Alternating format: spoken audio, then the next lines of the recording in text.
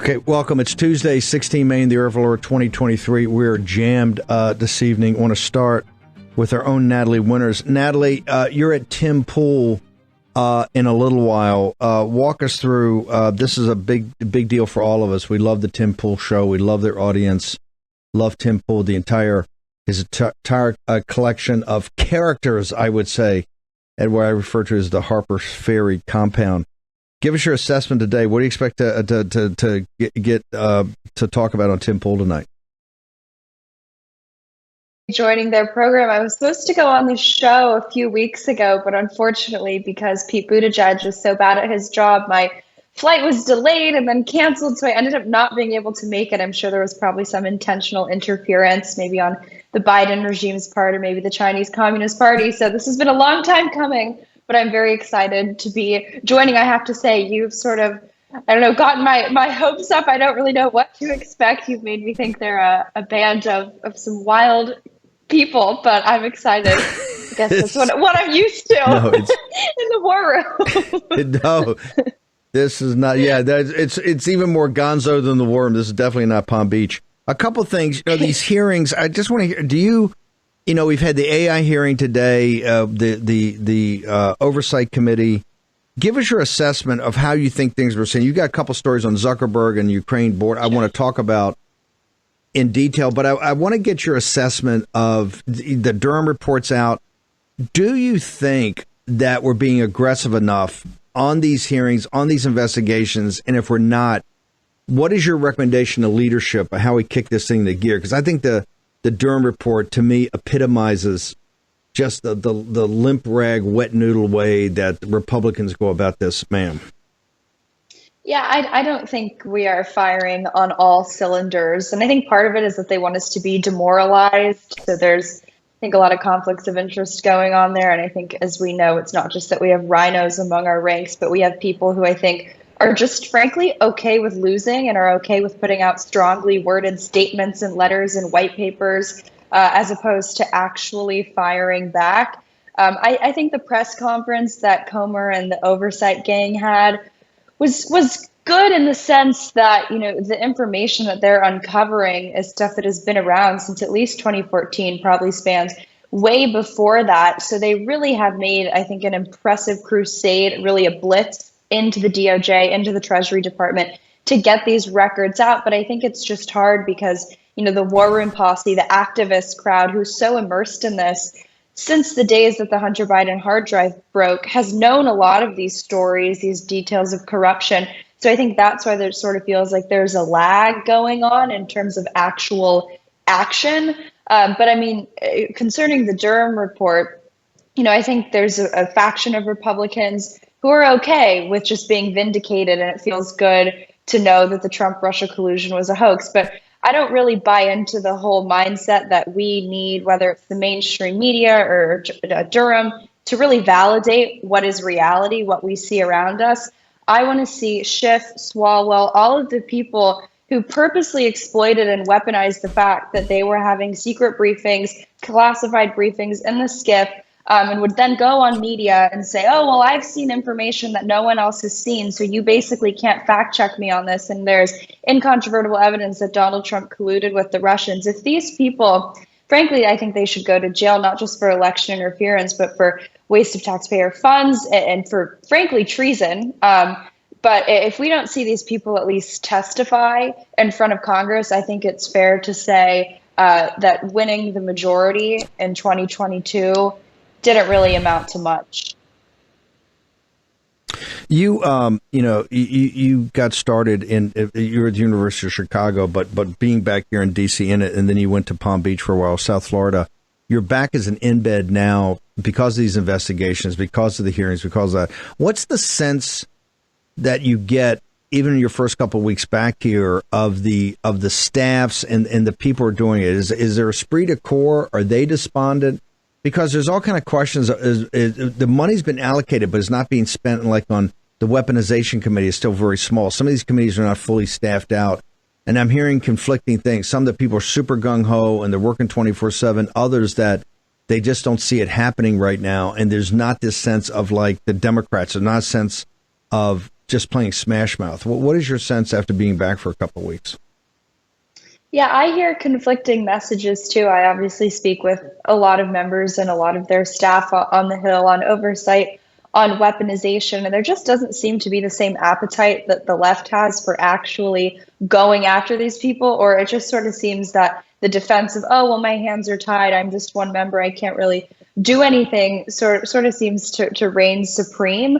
But in reality, I don't actually think that's the case. I also think when you really get into the personnel side of things, there's been some very interesting reporting how a lot of the holdovers, at least on weaponization, a lot of people who used to serve on the January 6th special committee, that they're still basically working and staffing these committees. So I think if you take the axiom that personnel is policy to heart, which is a valid thesis, I think in terms of the obstruction with some of these committees, it might really, I think, kind of boil down to personnel, in the sense that a lot of the staffers who are supporting this effort, they don't actually support it to their core. But I don't know. And it's not often that I come on War Room and say those words, I don't know. And I think there's a lot more to unpack there, because it's sort of a weird sense that I get from people on the Hill when I speak to them, because they say that they want accountability. They want to have these hearings. They want to go after Fauci. They want to go after the Biden family. They want the evidence, and the evidence is there. But there just sort of seems to be a disconnect. I don't know if the problem works its way all the way up to leadership, if it's sort of the controlled opposition critique of Kevin McCarthy. I don't quite know what it is. And like I said, those aren't words that I say often. But something is not right. And 9 times out of 10, my background is in Chinese Communist Party infiltration.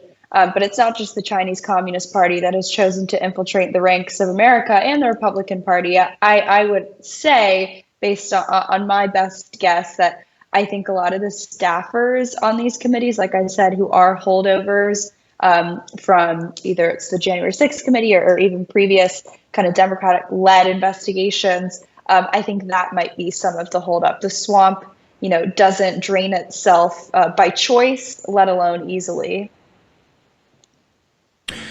We had the AI committee hearing the first time. Of course, Zuckerberg has really bet his company on this. You've also got Carrie Lake, this heroic effort of Carrie Lake to kind of fight this on the signature verification. So we'll get her day in court starting tomorrow. Walk me through Zuckerberg. You've been the one, I think, investigative reporter has been on him from the absolute very beginning. Walk us through your latest story.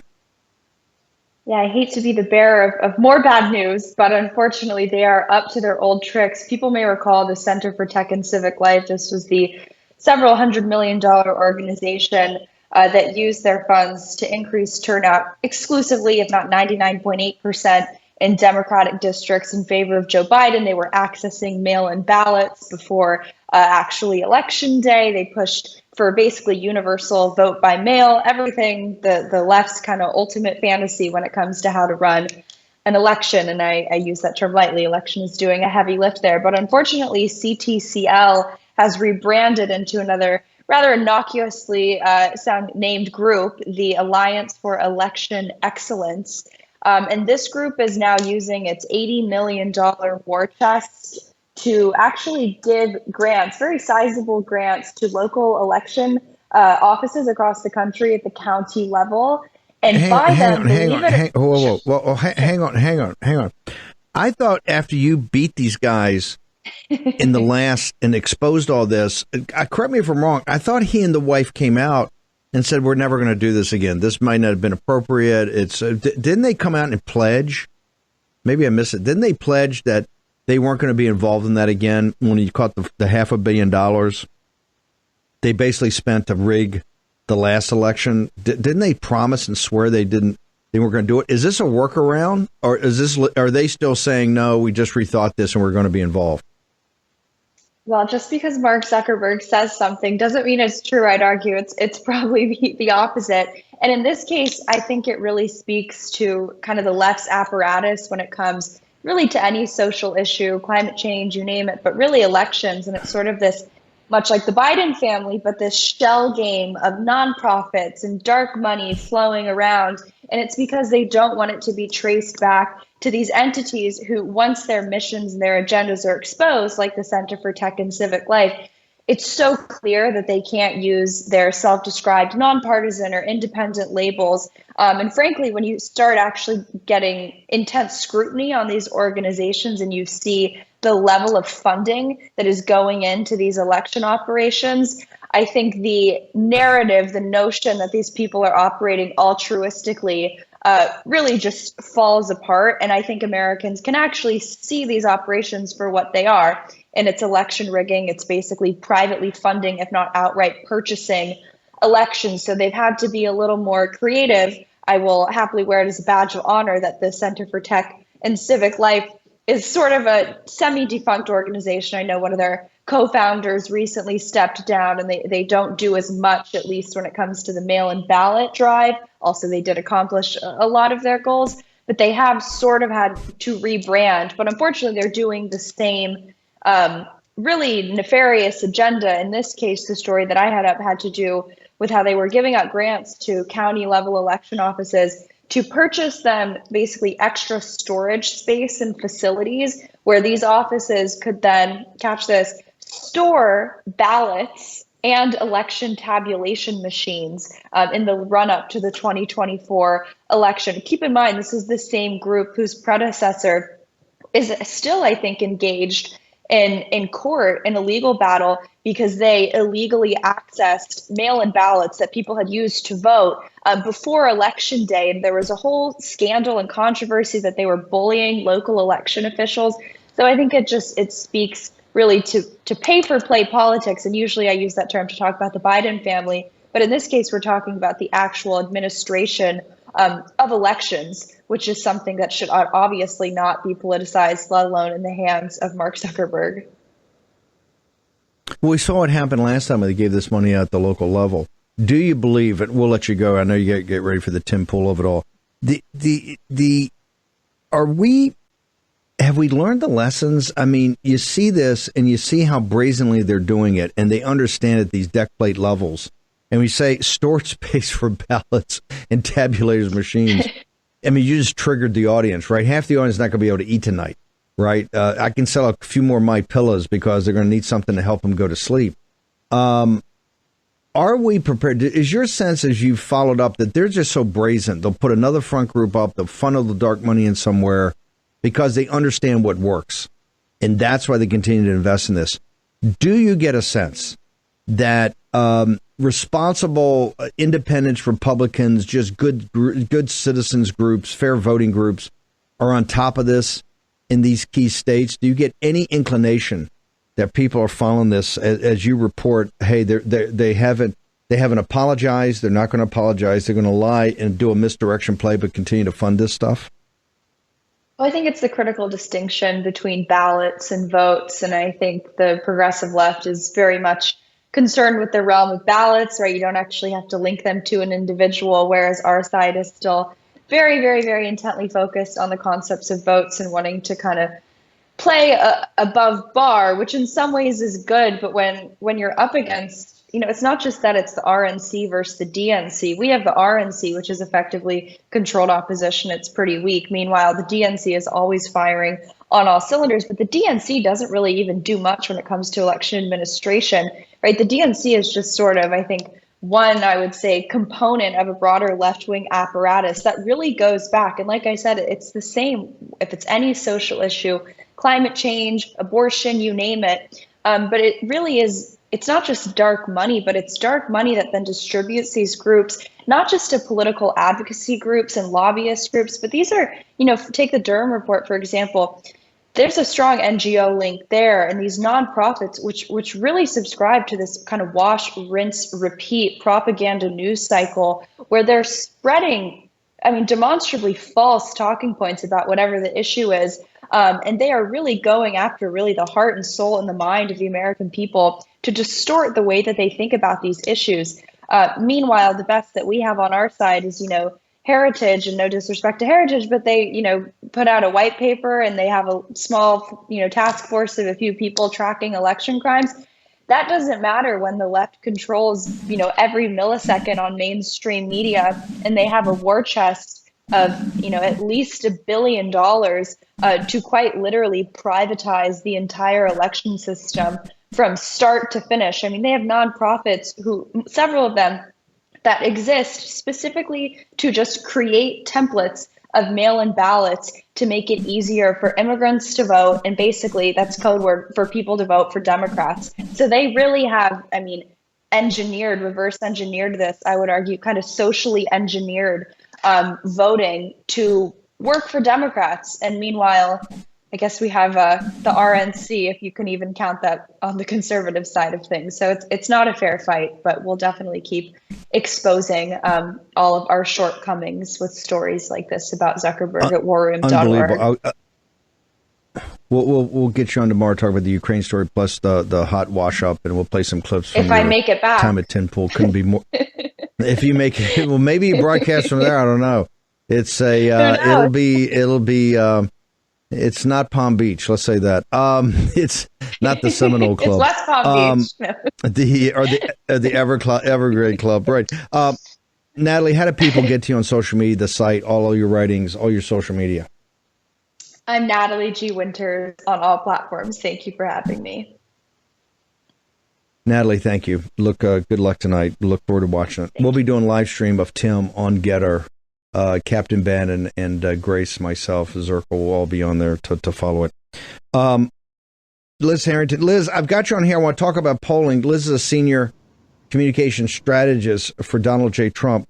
But I gotta ask you about Natalie's reporting and her investigations. I mean, do you believe, and look, you were an RNC, you were a spokesman for the RNC for a long time. Do you believe that either the RNC is on top of this or even the Trump campaign's on top of this? Because we're going to talk about some polling that's incredibly powerful for the president. But we got to face reality. We're going to get right back into the same situation. Is your sense that someone's on top of this right now? Because there's hundreds of millions of dollars by the bad guys flooding into the system, into what Natalie said, ballots versus votes. Liz Harrington, your thoughts? Well, thanks to Natalie. Great reporting as always. And as it stands right now, I'm not confident with the RNC doing much of anything to get a hold of this, which we've now had years to really get infrastructure in place and to combat this full-scale rigging, which is what it is. And it's not just this Zuckerberg group. I mean, they have completely stacked the deck in all these battleground states and changing the rules, rigging the election procedures. And it seems like we have the grassroots army working in living rooms, scouring through voter rolls, but we don't have the big guns, which we should. I mean, the RNC has a ton of money. So does our campaign. We have the infrastructure, and we are working on this issue. I, in particular, am looking at this issue really hard and trying to get the right people in place to kind of mobilize these grassroots armies, because we have the people that have been putting in the hard work. We just haven't had the people at the top of things that have been, using those resources wisely. Instead, they've been, wasting our time. I mean, what did the RNC do with Arizona? I mean, there were so many signs in 2022 that the same thing was going to happen, that there was going to be malfeasance, and yet they said that they were going to be there, and yet when the sabotage came, they just ran away. They didn't do anything. So I'm not very confident right now as it stands. However, I think there are things we can do to get the correct plans in place. I mean, all we have to do is just thwart the plans of the Democrats and the Uniparty. We see what they're doing. We've seen it before, and they're ever evolving. They're going to manipulate everything they can. All we need to do is throw a wrench in a couple of their plans, and we'll have a shot, because we know we have the voters. We know we have the people. We have the best candidate. We have the truth. But we're going to have all these forces stacked against us, and we need to be smart and tactical about how we're thwarting the Democrats' plans. President Trump's awakened to this. I mean, he comes out on the ballots versus the votes, and the practicality of not look. We've had his election stolen. Carrie Lake's in court tomorrow, and I really want to give a hat tip to her team for not just not giving up, but really keeping the central part was the signature verification. There's so many other aspects of the game day vote of which they stole it, but this is the one that I think you can actually prove in court and turn this thing around. Is it your opinion that the president himself is very focused? If he's focused, then the rest of it will fall in place with leadership like yourself, and the rest of you got a great team. You got Chung, you got Jason Miller, you got Susie, you got some great people. But is President Trump, because he gives the rally speeches, is he now, he kind of gets the joke and he understands how they stole it from him last time and how he's got to stop the steal this time? Oh, absolutely. I mean, he knows exactly what's going on, and he's committed to just getting us at least, he said it in his speeches in New Hampshire recently. He said, I don't even want you to campaign for me. Just help me make sure that the counting is legit. I mean, just help me make sure that we're going to have a semblance of a fair process here. And I'm not worried about anything else. So he knows exactly what's going on.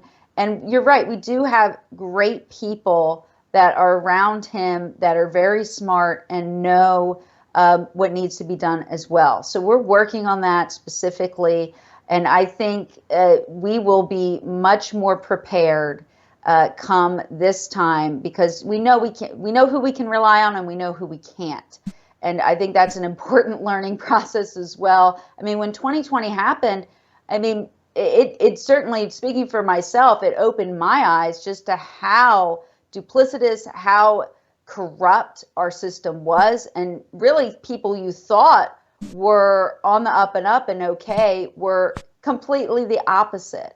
And so if we have one thing, we have that silver lining, that clarity that has come with time and true merit and showing who the real people are. And I think we're going to really lean on them, the real people, to fix this, because otherwise we won't have a shot, right? We have to make sure we have a legit process, the closest we can, in order to make sure we can fix any of the other problems in our country. I'd like you, by the way, we're about 3 minutes from the break, and I want you to, I know you're carving out time for us, so I want you to stay through the break because I want to get to this. We had Rasmussen, Mark Mitchell from Rasmussen, on this morning in the show, and the numbers blew me away. 70-17 among independents about they know it's an invasion on the border. 2/3 to 1/3 of the American people now, and these are likely voters, think that there's an invasion on the southern border. Even I think 30 or 40% of Democrats. Of the FBI, if you look at all the main topics, President Trump going after the administrative state. If you look at all the big topics, I mean, these things are breaking to the high 50s to 2/3. I mean, these are blowout. Now, some of it's got a 70 handle on it. When you also look at the polling of President Trump, there's something going on here. So before we get into specific numbers, you've been with him for a couple of years now. You travel a lot too, I know, to some of these rallies. Tell me what's going on. It looks like, and I've argued this for a while, but you can now see the shift mathematically. It's been out there for a while. Is there something going on? Is there some new spirit, a new revival of the Trump movement? Because these numbers are blowout numbers. These are not close. What are you sensing? Well, I think it is. I think it is stronger than it's ever been before, really, in an environment that's never been more hostile and never been more unfair. I mean, if you look at the media coverage, those numbers are stunning because they haven't been covering the invasion on the border. I mean, people are having to seek it. Well, they live it. So they don't even really need the media to tell them anymore. They're living it. They see it in their community and they seek out the truth. So I think there is a very important realignment going on where since 2020, the masks have really come off. You've really seen who you can trust, who you can't. And people are absolutely determined to seek the truth. And so they're going and they're finding that source themselves. And the amazing thing is, even though the media thinks they still can control so much of the narrative, these media, these left-leaning poll organizations, they can't hide the truth either, because they're projecting what's out there in close to what's actually reality of what the voters are saying. It's so divergent. I mean, you can see from January, when I think things really got serious and people were looking at what was going on and to see, oh, President Trump's in the race again, he's going to come back, and they started to look at the race more seriously. I mean, you can see the poll trend lines. It is just not even a contest. I mean, President Trump, and on week after week, with policy after policy video, speech after speech. I mean, he's given some of the most important speeches I think he has since even before, when he was, compared to when he was president. Hang on one second. I want to come back. I want to put those charts up. We're going to take a short commercial break. Liz Harrington, Senior Communications Strategist for President Trump, is going to join us. These polling numbers are absolutely blowing. I agree with you. It's kind of a convergence of many, many things. Also, we got brother Ben Harnwell is going to join us. We got a lot to catch up with Ben about the situation in Ukraine as the offensive, the spring offensive, has kicked off. A barrage of missile attack in Kiev by the Russians, and of course in Bakhmut, intense fighting. Short commercial break. Back in a moment.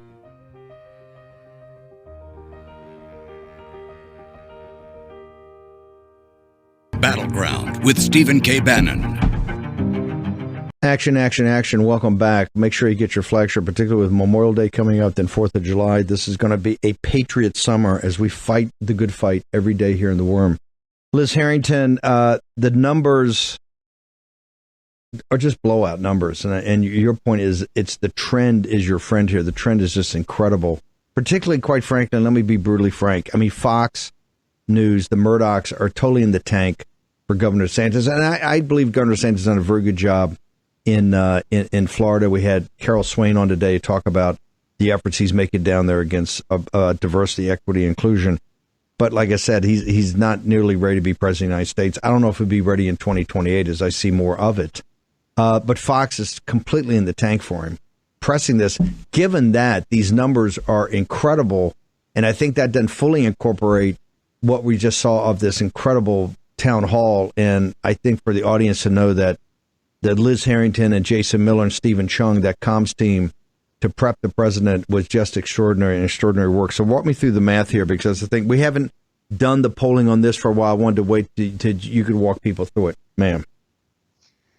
Sure, absolutely. So let's start with this morning consult poll, which really tracks almost like on a daily basis. They issue these out every single week. And again, this is not a conservative poll by any stretch of the imagination. But if you look at the trend here, certainly since January, I mean, it is a total consolidation of President Trump getting support of Republican voters. You can see the trend lines and the utter collapse of Ron DeSantis, who, as you just mentioned, had the backing of an entire news network, the shadow campaign with the book tour. He's still not even an official candidate. He's out in Iowa last weekend, and yet his numbers continue to crater.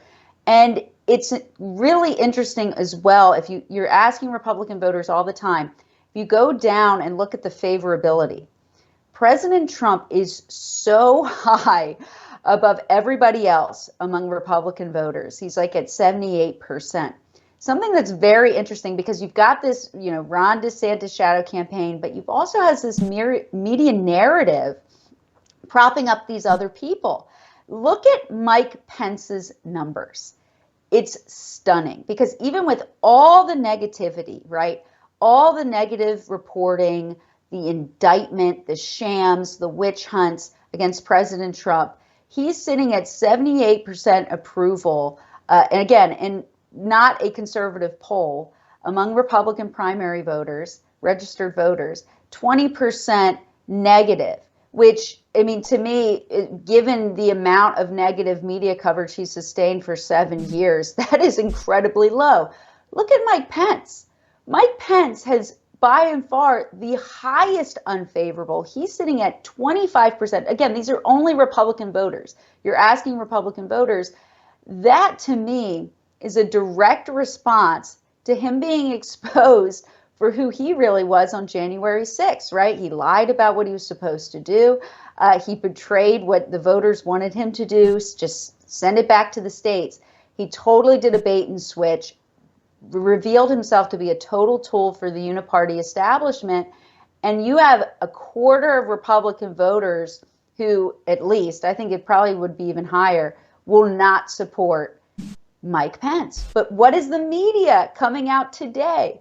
They're saying, Mike Pence, there's a super PAC starting for him. He's about to announce. It's completely divorced from reality. He has no support among Republican voters, which leads me to the other big poll out, the TIP poll, that shows, again, the same consolidation support for President Trump, completely growing in recent months. Almost cracking 60%. I think it's at 55 here. And everyone else is completely nobody. But if you look at this poll, it compares Joe Biden, on the other hand, who we're supposed to believe, right, got the most votes in history. He can't crack 40% with the Democrat primary. We're told there is no Democrat primary, right? Joe Biden's the incumbent. They're not talking about any debates on the Democrat side, right? He's the nominee, and yet he cannot consolidate support. 2/3 of Democrat voters oppose him. And yet, when you look at the Republican side, President Trump is gaining. He's going to be at 2/3 support him. So we've got these two dueling tracks. You've got reality, where President Trump has consistently consolidated support since January. He's consolidated support. He is on the path. He's the choice of the Republican voter. And yet on the other side, but yet they're pretending, the media is pretending that there's some sort of competitive primary going on. Oh, we need all of these debates. It's got to be hosted by Fox News, who's been propping up DeSantis this entire time. It's got to be hosted by the Reagan Library. All of these shenanigans of trying to influence the voters, and it's not working. It's having the opposite effect. People are galvanizing behind President Trump because they know he's the best choice. He's our best fighter. These are very serious times, and you need a serious, proven leader, and that's Donald J. Trump. So the voters they're ignoring the media narrative, which has been a complete lie to say that there's a competitive primary on the Republican side and there's no primary on the Democrat side. I want to have you back on in the next day or two, maybe not tomorrow, the next day, and we'll get some charts up, because I want two other things, because you've hit to the reality versus how the media is trying to craft a reality, a narrative. The other two things I want to go to, which is now, because a lot of people say, well, you got these national polls and Trump's spreading the field. He's at 70 versus, DeSantis is in the teens. The rest of the Keebler elves roll up to 10%. So you're at 75, you're at 70-30 or 75-25, and this thing continues to spread. But, now the state, because they said, well, it's a state election. There's all these primaries in these states. The state polls are now starting to replicate what the national polls are saying. That is a huge element here that they can't hide behind that. The other is we've seen the pitch, and Axios did a good job of reporting it. DeSantis' pitch in the room to the big donors is that, as powerful as Trump is and has galvanized the Republican base, he can't win. I'm the only guy that can win. And you're seeing that that's starting to fall apart because Trump is matching up with Biden with all this negativity and the indictments and all this. And even last week, with the phony defamation, of which he's now up 2 or 3 points after that, they're coming at him in lawfare. But that argument's falling apart. The two bastions of really not just the DeSantis, but anybody but Trump is falling apart because the states are now starting to replicate this massive national polling. You see the momentum and the argument, oh, well, that's okay, but he still can't beat Biden, right? He can't beat Biden, and that's falling apart as you're seeing these matchups across a wide range of polling that is not Trafalgar, it's not Richard Barras, it's not Gateway Pundit, it's not War Room. These are all center-left to centrist polls from the biggest organizations in the world. Your assessment of that, Liz, before I let you go. No, it's so good. It's such a good point, Steve. And this is so true. So a Kentucky poll just showed that President Trump's up by 56 points. I mean, these aren't close. The Iowa polls, unless they have it, the Karl Rove poll, right? That's the only one that shows DeSantis, even in the same league. He's not, unless it's a paid poll by the DeSantis people, he's not anywhere close in Iowa. There's no race here. I mean, and they're trying to push this media narrative that there is because they want perception to become reality, right? They want to project their reality on the voters, but it really isn't working. Well, so you have these here's why this gets nationally this and gets state back this gets that back just completely dismantle that argument. But there's a method to their madness. The reason they want to do that, my point is, there is no primary. We're 15 or 16 months away. We must maniacally focus. Trump is the guy, but we must maniacally focus on they can't steal it again. It gets back to the beginning of the question I asked you and what Natalie was talking about. The entire focus right now shouldn't be some made up thing with a couple of RNC donors, and no offense, my brother Dave Bossie running around with these ridiculous ideas of these debates. The entire focus should be right now on Trump, Biden, or Trump, wherever they put in, because I think they will put somebody in at the end, but on the mechanisms and infrastructure to make sure it can't be stolen again. And that should be our focus. Absolutely. And that's why the media is coming up and trying to create all this other stuff. It is a massive misdirection play, and we have to be maniacally focused on what is the task at hand. And the task at hand couldn't be clearer.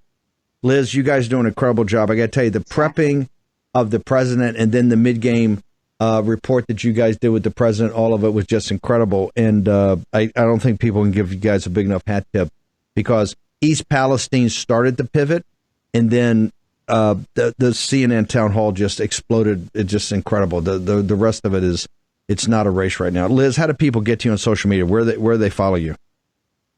At Truth Social, at Real Liz USA, and all the credit goes to President Trump. I mean, I knew it was going to be such a good environment for him, that town hall. Get him in a room with real people and voters. The energy there, it's just unmatched. People, you can't help but love the guy because he just speaks so much common sense, and he's just exactly the leader we need. So it was amazing, and that's a huge turning point as well. He's the best he's ever been. No doubt, he's the best he's ever been. Liz Harrington, you're a hammer. Thank God you're on that campaign over there. The team you guys have pulled together. Chung, Jason, yourself, Susie, others. It's just incredible. Thank you very much, man, for being on here. Thanks, Steve. Ben Harnwell. Ben, thank you for staying up. I must toss the ball to you. The spring offensive has started. A massive missile attack, it looks like, and we still haven't gotten, because remember, in this, it's all false. It's tough to pick through what's truth and what's not, because both sides are lying. There's a massive missile stack in Kiev. We don't know if it was destroyed the Patriot missile system or if they shot down all the missiles and the pivot. But one thing we do know, Bakhmut, now in its 11th month siege, has not fallen, and it looks like the Ukrainian military, which are quite fearless, may have pushed the Russians back. Give us your assessment as the spring offensive kicks off, Ben Harnwell. Good evening, Steve. Well, that's a pretty perfect synthesis you've already given. I'd only add that in addition to the fact that, according to the Ukrainians, they are pushing the Russians further out from Bakhmut, the same sources, I think, the Deputy Defense Minister, Deputy Chief of General Staff of the Ukrainian forces, has admitted that the Russians are actually making an entry and strengthening their position on the eastern front of Bakhmut. So it's a bit sort of swings and roundabouts. We're never really going to know how this is going to play out until one side definitively wins. I mean, in terms of the missiles, I think over the last 24 hours during the evening, some 18 missiles were rained down from the Russians over Kiev.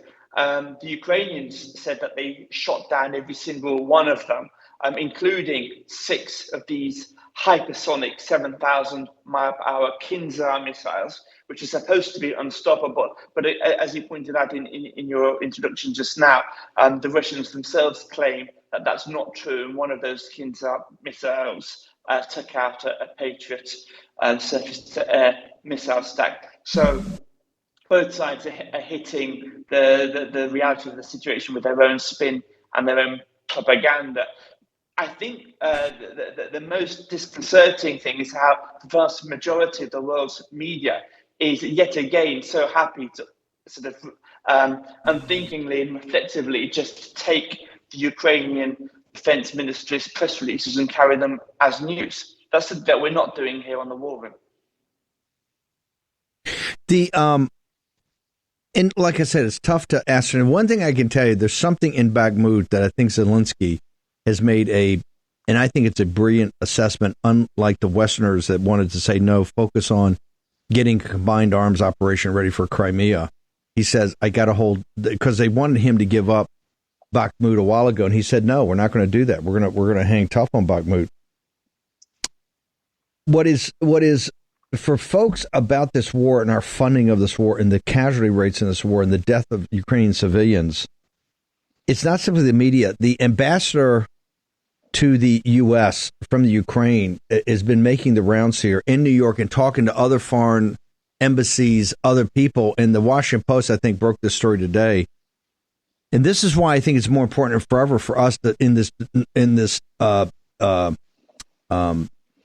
debt debate to put our foot down about this. She's adamant. Her bottom line, it's very clear that all Russian territory, all contested territory must be turned back to the Ukrainians, including Crimea. That the only result where they will sit down to discuss is the full Russian removal from the Donbass, from eastern Ukraine, and from the Crimea.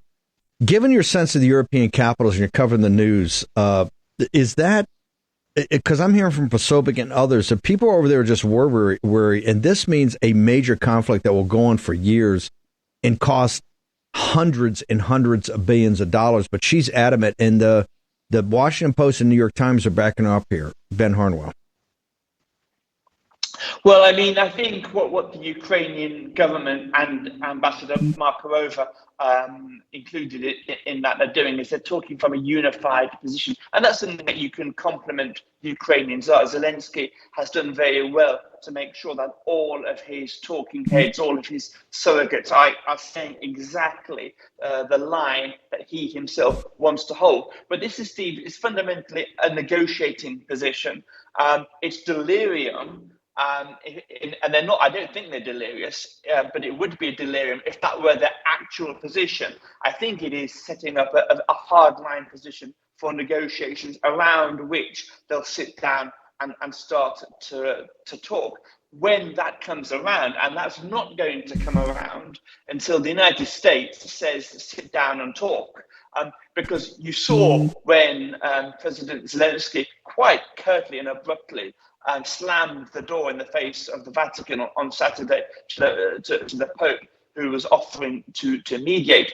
There's only one reason and one reason alone that Zelensky feels confident enough to do that, and that's because he knows that this war will continue until he says the war is going to stop. And he knows this because President Biden has reiterated this position on many occasions, and Zelensky has that, and he will continue to fight and chew through the United States resources until the United States administration says enough. Ben, how do people get to you on social media? How do they find all your reporting of this, all the stories you're linking to, sir? Thank you, Steve. Well, it's my Getter account primarily, and my profile there is simply my surname at Harnwell. But I'll also make a mention of the newsletter where I write an article summarizing what's going on in Europe. That's not on my Getter feed. It's exclusive material and original material for the newsletter. So folks who haven't subscribed to the newsletter, they need to do that, and they can do that on warroom.org. And I've got an article coming out, I think, in the next edition. By the way, your exclusive content has just been extraordinary.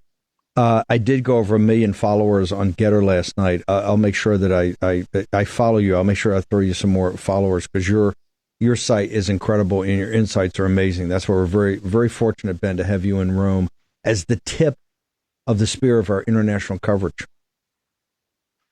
Thanks so much, Steve. God bless. Thank you, sir.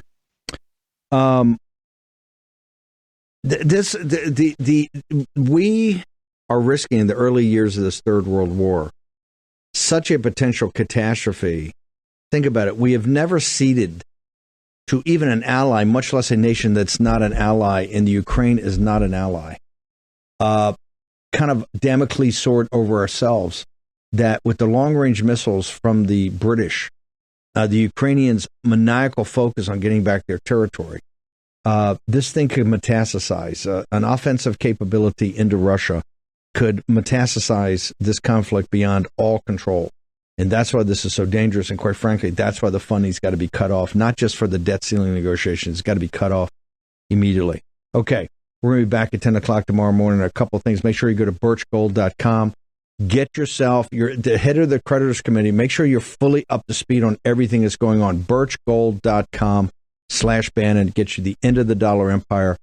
It also gets you access to the Birch Gold team. You talk to Philip Patrick. Find out why the central banks are buying more gold than ever. Find out why the BRICS, Brazil, Russia, India, China, South Africa, and the rest of the developing nations, why are they buying so much gold and almost going to gold-backed currencies? Check it all out today. See how precious metals fits into your personal retirement plan, either 401k or IRA, but check it out today. We're going to be back at 10 o'clock tomorrow morning. It's going to be absolutely insane. Make sure, come back to Getter. We're going to be putting up the Tim Pool Show. We'll have a live chat going on as our own Natalie Winters goes out to Harper Ferry to sit down with Tim and his incredible team out there. We'll be back up with Natalie Winters on the Tim Pool Show, and then we'll see you back there live tomorrow morning at 10 a.m. when we will be in the War Room.